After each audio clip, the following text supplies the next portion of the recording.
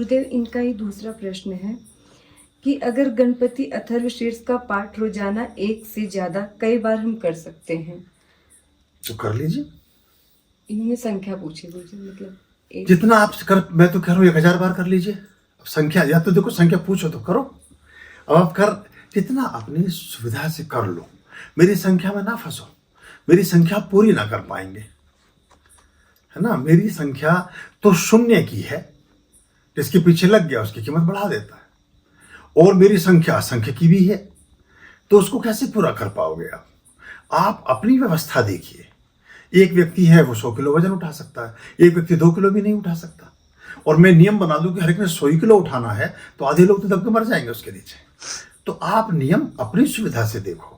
कितने समय तक आप आनंदित रह के पूजा प्रार्थना कर सकते हो, कितने समय परमात्मा को धन्यवाद दे करके इस काम को कर सकते हो। ये कोई परमात्माएं हिंदू धर्म में ग्रीड से जुड़ गई हैं।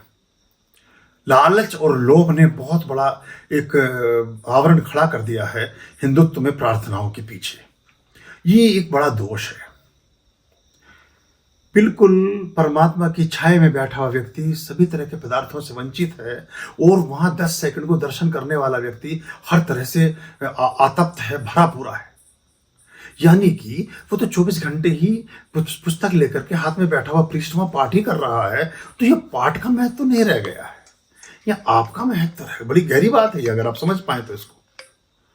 जिनकी 4-4 पीढ़ियां एक ही तीर्थ धाम में, एक ही ज्योतिर्लिंगम में बैठ करके पूजा पाठ कर रही हैं, वो सामान्य आवश्यकताओं से वंचित है। और एक व्यक्ति जाकर के वहां 15 मिनट का अनुष्ठान करके कभी चला आता है, उसका जीवन सभी तरह के सुखों से और समृद्धि से आपूरित है। तो ये कुछ और बात है। कितनी तन्मयता से, कितनी सदाशयता से आप किसी भाव से जुड़ते हैं। अगर मैं बोलूं भी, देखिए मंत्र हुआ वाणी का प्रकाट्य, मंत्र है ध्वनि का प्रस्तुतिकरण। लेकिन बहुत बार हम कहकर भी वो बात नहीं कह पाते जो देख कर कह देते हैं। और जो गहरे मानसिक आयाम है संप्रेषण के, जो व्यवहार विज्ञान में संप्रेषीयता है, वो संप्रेषीयता अधिक प्रभावी होती है बहुत बार मौन और मूक रह जाने से। बहुत तरह के उच्चारण करने से बुद्ध को वो ना पा सका जो 7 दिन के मौन रहने से प्राप्त कर लिया। कई बार मैं किसी को कुछ कहूँ शब्दों से, तो उसके निहितार्थ कुछ और हो सकते हैं, लेकिन मैं उसे एक भाव से देख भर लूं, वो समझ जाएगा कि मैं उसके बारे में क्या सोचता हूं। क्योंकि वाणी वो उन शब्दों का प्रयोग करती है जो शाब्दिक श्रृंखला हमें समाज ने दी है, जो शिक्षा व्यवस्था ने दी है। लेकिन जो आंखें परमात्मा ने दी हैं, वो कभी झूठ नहीं बोलती हैं। वो आंखों से अगर आपने किसी को कुछ संप्रेषित कर दिया अपना भाव, तो जीवन पर्यंत आपकी वो दृष्टि को याद रखेगा।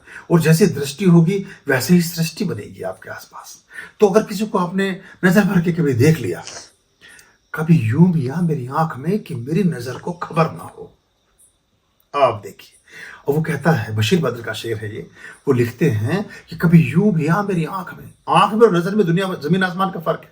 ये साइट और विजन की बात हो रही है कि कभी यूं भी आ मेरी आंख में कि मेरी नजर को खबर ना हो, और मुझे एक रात नवाज दे, फिर उसके बाद सहर ना हो।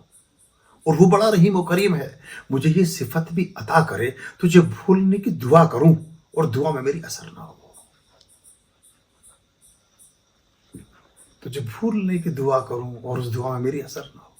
तो अगर परमात्मा का सुमिरन हर पल बना हुआ है, वो जो दृष्टि आपकी वो उस ईश्वर को देखती है, और वो बहुत बड़ी चीज है। वो मीरा ने जो अंतिम क्षण में जहर का प्याला पिया कि अच्छा तूने मेरे लिए यही प्रारब्ध लिखा, तूने मेरे भाग्य में यही लिखा, हे रे श्यामा, हे रे कृष्णा, तेरे नाम पे ले मैंने पिया, और वो अमृत बन गया। सारे डॉक्टर परेशान, खिड़की से झाँक झाँक के देख रहे, आधा घंटा, 1 घंटा, 2 घंटा, 6 घंटे, 8 घंटे, 2 दिन, 4 दिन, मरी नहीं।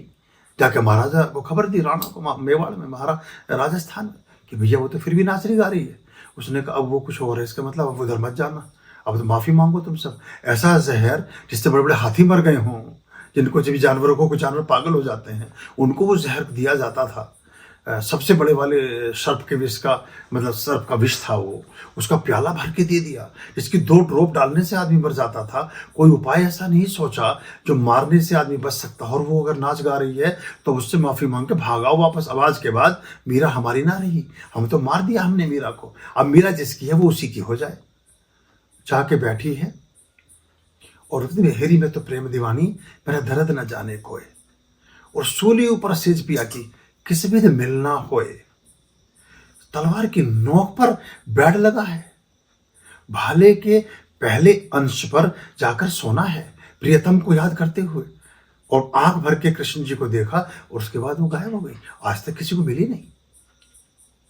मुंद समाना समुंद में, कबीर कहते हैं, किसी को डेड बॉडी मिली नहीं।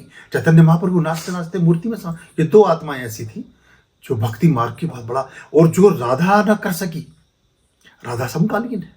अब विषय पता नहीं, विषयांतर तो नहीं हो रहा, पर भगवान जाने, बात है तो कहूंगा जरूर। राधा समकालीन है, कृष्ण के साथ खेली है, कृष्ण के साथ खाई है, कृष्ण के साथ पूरा उनका एक चर्चा है, उनके एक वार्तालाप है। वो भी वो ना पा सकी जो 5000 वर्ष बाद मीरा पा गई। दोनों में 5000 वर्ष का फर्क है, लेकिन भक्ति और प्रबलता के आयाम में है। अगर उद्वेग में है तो उसके लिए बाकी आयामों की आवश्यकता नहीं। ये सहायक हो सकते हैं, लेकिन ये संपूर्ण नहीं। तो जो आप हैं, आप एक कनेक्ट बनाएं, आप चीजों के साथ जुड़ना सीखिए। अभी परमात्मा से जुड़ना तो बहुत दूर है, उस परमात्मा की बनाई हुई लीला से जुड़िए। पौधे रखे हैं, हमारा उनसे कोई संबंध नहीं। घर में आदमी है, हमारा उनसे कोई संबंध नहीं।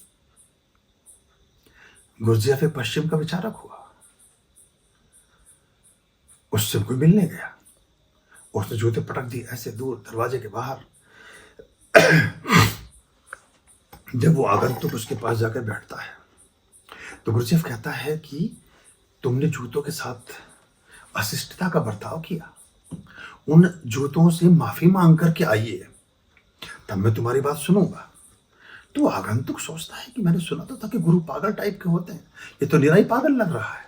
जूतों से माफी, और उसको पता कैसे चला कि जो चलो चला जाता हूं, अब चूंकि मेरी मजबूरी में है, मैं आया हूं मिलने, तो बात तो उसकी माननी पड़ेगी। जैसा भी आदमी है, जो भी है, वो बाहर जाता है, जूतों को सीधा करके रखता है, फीतों को समेट के अंदर करता है, हाथ जोड़ता है कि जूते जी माफ करो, बड़ी गलती हुई, तुम्हें पटक दिया, बड़ा गुरु जी नाराज हो रहे हैं, वो तभी मिलेंगे जब तुम खुश होगे। और ये उसने लिखा अपनी ऑटोबायोग्राफी में, अपने अनुभव में, कि मैं ये क्रिया कर तो व्यंग्यात्मक ढंग से रहा था, मजाक में कर रहा था, लेकिन इस क्रिया को करते करते जैसे पूर्णता के शब्द बोले, मेरे अंदर से बहुत बड़ा कुछ बदलाव हो गया एकदम। और बदलाव हुआ, जब मैं जो पहले गया था, अब मैं वो नहीं था, मैं बदला हुआ व्यक्ति दोबारा पहुंचा। फिर गुरुजी ने कहा, अब तुम्हारा स्वागत है, अब तुम झड़ के आए हो, अब तुम साफ, अब तुम झड़े पूछे आए हो, अब तुम निर्भर हो। और जो निर्भर है वो उड़ सकता है बहुत। अगर मिट्टी भर दो गुब्बारे में तो उड़ ना पाएगा कभी। व्यक्तित्व तो वही वाष्पीभूत हो सकता है जो चिन्मय हो गया, जो वही ऊपर जा सकता है जो हल्का और निर्भर हो गया। फिर वो उससे बात करता है तो उसने कहा कि मुझे बड़ा फर्क पड़ा उस चीज से। तो उन्होंने कहा कि तुमने जूतों के साथ जो अभद्रता की, इसका मतलब उसके अस्तित्व को स्वीकार करते हो, वरना जरूरत भी क्या है बर्तन पटकने की, मोबाइल फेंकने की, जूतों के साथ कुछ फेंक सामान फाड़ने की, किसी चादर को गद्दे को इधर उधर फेंक देने की। इसका मतलब उसका महत्व तो आप समझ रहे हैं। अगर महत्व तो समझ रहे हैं तो उसका फिर सत्कार भी करो। तो ये जो परमात्मा की लीला है, जैसे इससे जुड़ने के आयाम शुरू करते हो, ABCD पढ़ना शुरू करते हो, उससे जुड़ना शुरू कर देते हो।